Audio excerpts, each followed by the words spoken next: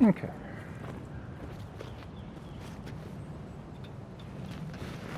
I was going to make a short video on how I made my 5-gallon bucket carving tool box. It's, as you can see, it's got a tool or a cup holder on the front, and I'll show details. I just wanted to show you, this is how I use it. The tools are at a decent height for me, sitting in a chair like this.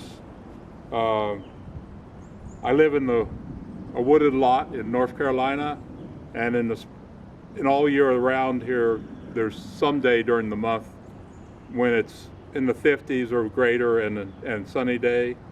And so in the wintertime especially, there's not much, the spots of suns are limited, and so you end up moving every 15 minutes at a time sometimes. So the bucket makes it easy to move. I can grab the bucket, grab my chair, and drag it to wherever. Most of the time it's just a few feet, but sometimes it's 100 feet. Okay, so anyhow, I'll show you the close-ups on it now. Okay, now I'm showing the tools. It's set up for spoon carving. I've got a couple spoons here in a bag that I had in the top, and a carving glove, and then my knives and crook knives on the side here. In the bottom of it, there's sharpening stone and some scrapers and the homing compound and just a little more miscellaneous stuff. So the center part is for just storing that type of tools. That's how I have it set up. That doesn't mean you have to do the same thing. I have a MP3 radio music player. It's just, anyhow, I like having the music when I'm carving. And so behind the radio I have a strop and my glasses. And then on the inside, well, I have the cup holder, and my cup holder, I homemade the cup holder, but you can buy on Amazon. You can buy. I've looked. There was several cup holders that you could buy that would do just as well. That's the only modification I have to the lower bucket, is I have a couple holes drilled in it so I could wire the cup holder on. In the bottom of the bucket, I have extra tools. I have measuring stuff that I don't use real often. In this case, I got more spoons and the templates for the spoons.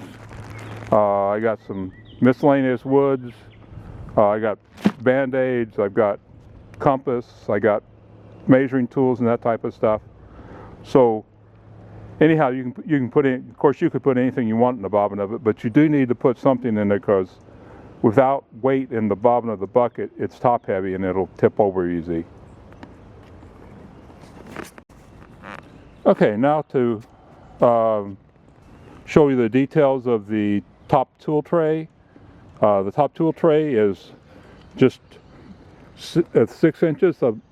In my case, I made it 6 inches. You could vary that if your needs are different. It's, like I say, it's just I took and used a Sharpie and cut a line around, or draw the line around the bottom of a bucket at 6 inches, and took a wood handsaw and cut it off. You could use a jigsaw or whatever you want, but the handsaw made quick work of it, and it was good. The other features, I got just little pads on the side, and all that does is tighten it up. They're optional, but it really does make it feel better. I've got the handles on the side, and they're more than handles. They also keep it from falling down into the bucket. So that's what keeps it up on top of the bucket. I put them on with pocket hole screws, mainly because I use pocket hole screws mainly because they had the big heads on them, and hopefully they wouldn't crack the plastic out. The actual tool trays, or where the tools go, let's see, we'll just kind of show you the dimensions on it with the ruler.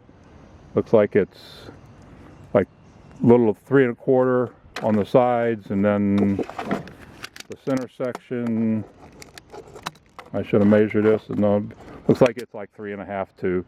But you could vary that however you want to.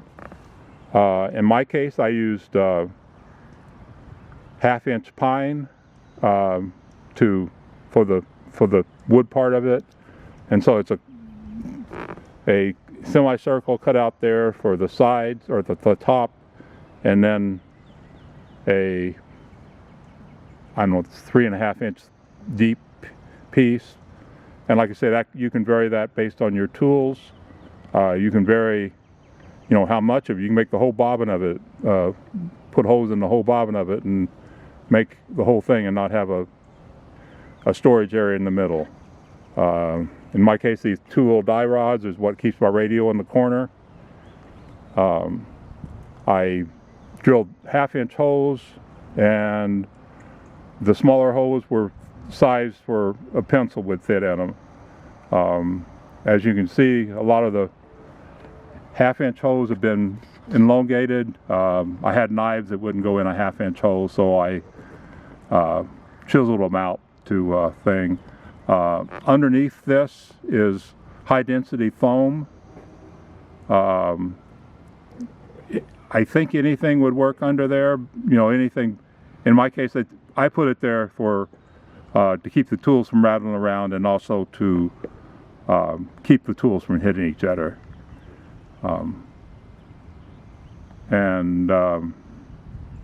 It's all just it's put together with hot melt glue. The wood to wood is put together with yellow glue, but and I would put it together and not nail it. I would clamp it somehow when you put it together. That way, when you're drilling the holes for the tools in there, you don't have to worry about the nails. Or if you do nail it, then you need to position them and position your holes around the nails, which I kind of did. And like I say, I used hot melt glue to glue the thing into the bobbin of the tray, and if anything happens to if that high density foam wears out or whatever, I could just take a heat gun and heat that up and pop it loose and redo that. Like I say, this works for me. You can change the configuration however you want, change the depth of the box. But for my situation here, moving around, hunting the sun, it works well for me. Thank you. Hope you watched this far.